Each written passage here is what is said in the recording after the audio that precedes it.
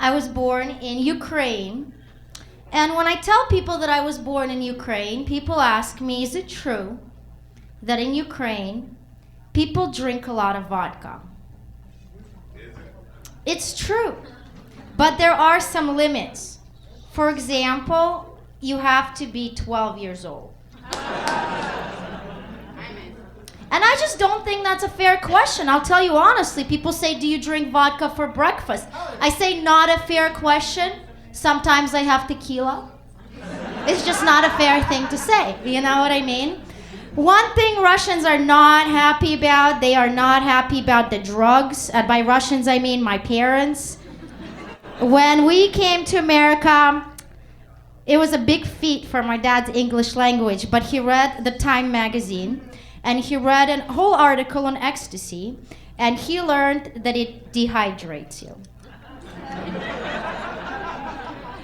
Now every time I come home, he's like, where you been? Are you dehydrated? I'm also a Jewish person, which means I went to law school. Thank you. We're all excited for it. My 4th time taking the bar now. Yeah, I know. And one thing that we do in law school is that we go to a lot of networking functions. And the networking function, what kind of function is a networking function? What is the function of a networking function? It's to help you figure out, what your passion is, where your passion in the law lies. I went to a lot of those things. I talked to a lot of guys in suits. I had conversations with them. I'm like, asbestos law, it excites me, tax law, so interesting. And I really found it. I realized that I really want to be a trophy wife. And I applied myself towards the position. They told me that my boobs did not quite fit the position. So I had to go back to law school. And in law school, this funny thing happened to me. I got carpal tunnel. I don't know if you guys know what carpal tunnel is, but it's when you cannot use your wrists, which eliminated my last chance at employment in stripping, because I literally cannot hold on to the pole. I fall down. I want you guys to know that my family does not want me to be a stripper. They do not understand under that kind of stuff. That is all my idea. They want me to marry a nice Jewish boy. That's right. Who is this mythical creature? Please raise your hand if you're right here. Nobody? No, nobody, huh? Because they don't exist.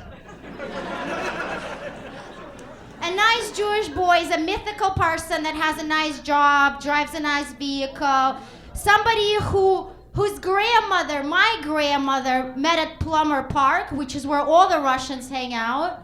And that is pretty much it. And, I personally did not want to go out with the Jews myself. I figured that dating a Russian Jew here, for me, it's like living in front of an international food court and always eating gefilte fish at your grandma's house. Oh, Brazilian food? No, thank you. I don't want it. Tonight we have chopped liver. Tomorrow we have chopped herring. We have all kinds of other chopped fishes, but we do not want your Brazilian restaurant. No, thank you very much. But, there was a lot of pressure from my family. They pressured me about it. And I went out with a lot of ugly guys. With a lot of guys that are kind of boring. And if I said, Grandma, he's ugly, my grandma would be like, what?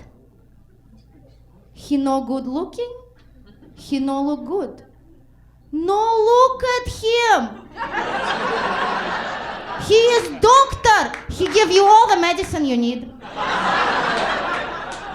I say, Grandma, he's boring. Oh my God, he boring? Oh my God, no listen to him.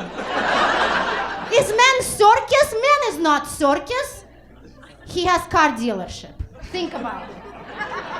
If I did not want to go out with the ugly Jews, my grandma brought out the big guns. Do you guys know what the big guns is? The big guns is I came to America for you. In Russia I was big doctor. People come to me from all over the place. They bring me money. They bring me candy. They bring me goat. Do I take? No. I come to America for you. And now I sit here and you no marry nobody. Another thing my family told me, they got afraid for a second. They were worried that I was a lesbian. Because I wouldn't date any Russian person. So one time my grandma comes over to the house. She turns to my grandma and grandpa and she says, I told you she not lesbian. She just dirty. No man come in here. And you know what they proceeded to do? They proceeded to clean my house in hopes that somebody would marry me. But it didn't happen. So another thing that my family does in order to attract a Russian person is they purchase me a leather jacket every month.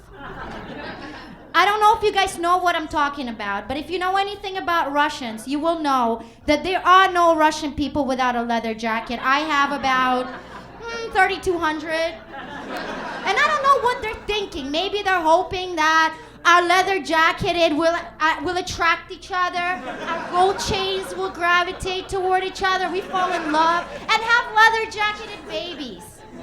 I don't know. Hasn't worked out. So one thing I want to tell you. Law school didn't work out for me. It didn't work out. And I moved to a hippie commune in Hawaii. Surprising, but what can I tell you? And one thing that happened to me in the hippie commune in Hawaii, many things happened to me in a hippie commune in Hawaii. Everyone there, when I got there, realized that everyone there was very spiritual. And by spiritual, I mean naked.